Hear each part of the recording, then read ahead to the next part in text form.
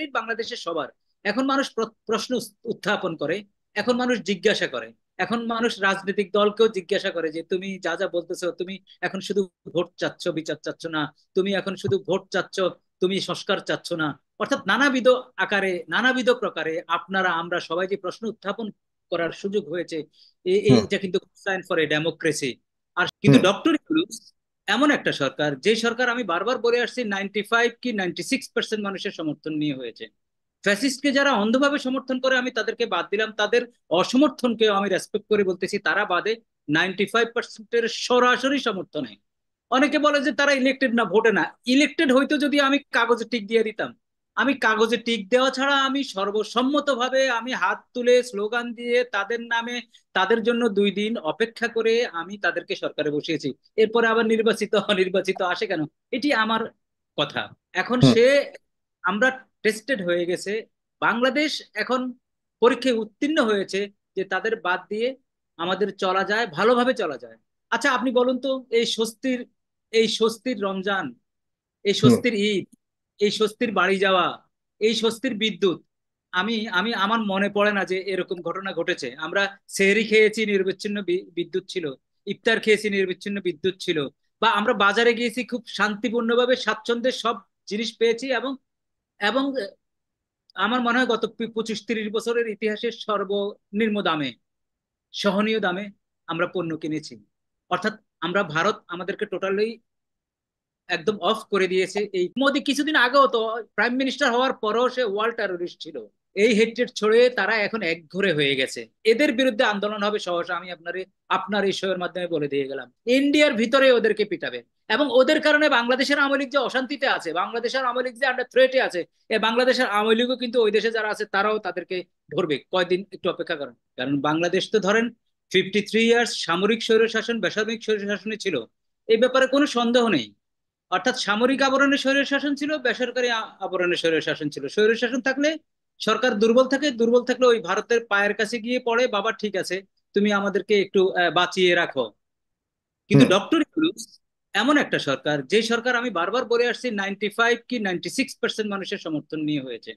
ফ্যাসিস্টকে যারা অন্ধভাবে সমর্থন করে আমি তাদেরকে বাদ দিলাম, তাদের অসমর্থনকে আমি রেসপেক্ট করে বলতেছি, তারা বাদে 95%-এর সরাসরি সমর্থনে। অনেকে বলে যে তারা ইলেক্টেড না, ভোটে না।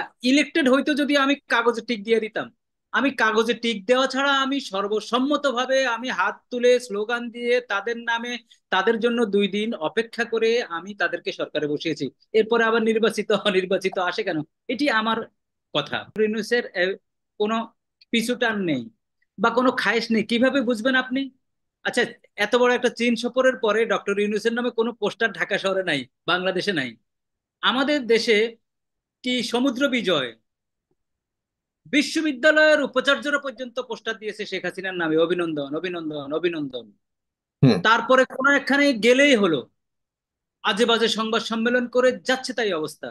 কিন্তু ডক্টর ইউনূসের কোনো সাউন্ড নেই। কিন্তু সাউন্ড একটাই, যে চীন সরকার একটা বৃহৎ, একটা শক্তিশালী দেশ, তাকে কিভাবে নিয়ে গেল, তাকে নিয়ে কিভাবে সে ওয়েলকাম জানালো। এবং হুম। 2.1 বিলিয়নের যে একটা চুক্তি হলো, এবং আরো অনেকগুলো সমঝোতার কথা আমরা যে শুনলাম, একটা হোপ যে এসছে। এই হোপ তো আমাদের জন্য অনেক বড় অ্যাচিভমেন্ট। এই অ্যাচিভমেন্টকে ভারত কখনোই ভালোভাবে নেবে না, এটি স্বাভাবিক। তার মরলেপনা তো শেষ হয়ে গেল। তার এখন পেঁয়াজের আমার দরকার নেই। তার চাউল ছাড়া আমাদের চলে, তার কাঁচামরিচ ছাড়া আমাদের চলে, লঙ্কা ছাড়া। তারপরে তার হসপিটাল ছাড়া তো চলছে। তার স্কুলে আমার বাচ্চারা যাচ্ছে না, চলছে না। এখন হুম। সে, আমরা টেস্টেড হয়ে গেছে, বাংলাদেশ এখন পরীক্ষায় উত্তীর্ণ হয়েছে যে তাদের বাদ দিয়ে আমাদের চলা যায়, ভালোভাবে চলা যায়। আচ্ছা আপনি বলুন তো, এই স্বস্তির, এই স্বস্তির রমজান, এই হুম। স্বস্তির ঈদ, এই স্বস্তির বাড়ি যাওয়া, এই স্বস্তির বিদ্যুৎ, আমি আমি আমার মনে পড়ে না যে এরকম ঘটনা ঘটেছে। আমরা সেহরি খেয়েছি, নিরবিচ্ছিন্ন বিদ্যুৎ ছিল। ইফতার খেয়েছি, নিরবিচ্ছিন্ন বিদ্যুৎ ছিল। বা আমরা বাজারে গিয়েছি, খুব শান্তিপূর্ণভাবে স্বাচ্ছন্দ্যে সব জিনিস পেয়েছি। এবং এবং আমার মনে হয় গত 25-30 বছরের ইতিহাসের সর্বনিম্ন দামে, সহনীয় দামে আমরা পণ্য কিনেছি।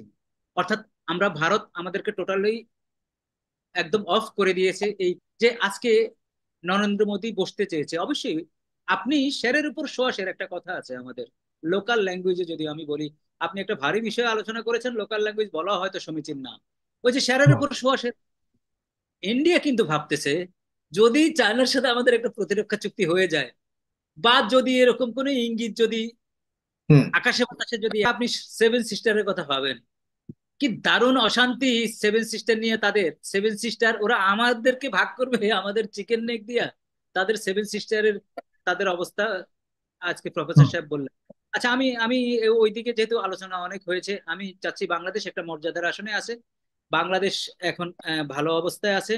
এবং আমি হুম যে স্বস্তির কথাগুলো বলছি, এই স্বস্তির জন্য এই সরকারকে ক্রেডিট দিই। আমরা অনেক সমালোচনা করি, সমালোচনা আছে তাদের, এবং সমালোচনা তারা তারা যেগুলা এগুলো ডিজার্ভও করে, কিন্তু তারপরও আমি যে 5-6টা স্বস্তির কথা বললাম, এই স্বস্তির জন্য তো হুম এদেরকে ক্রেডিট দেওয়া যায়, এবং এই ক্রেডিট বাংলাদেশের সবার। এখন মানুষ প্রশ্ন উত্থাপন করে, এখন মানুষ জিজ্ঞাসা করে, এখন মানুষ রাজনৈতিক দলকেও জিজ্ঞাসা করে যে তুমি যা যা বলতেছো, তুমি এখন শুধু ভোট চাচ্ছ, বিচার চাচ্ছ না, তুমি এখন শুধু ভোট চাচ্ছ, তুমি সংস্কার চাচ্ছ না। অর্থাৎ নানাবিধ আকারে, নানাবিধ প্রকারে আপনারা আমরা সবাই যে প্রশ্ন উত্থাপন করার সুযোগ হয়েছে, হুম এটা কিন্তু সাইন ফর এ ডেমোক্রেসি।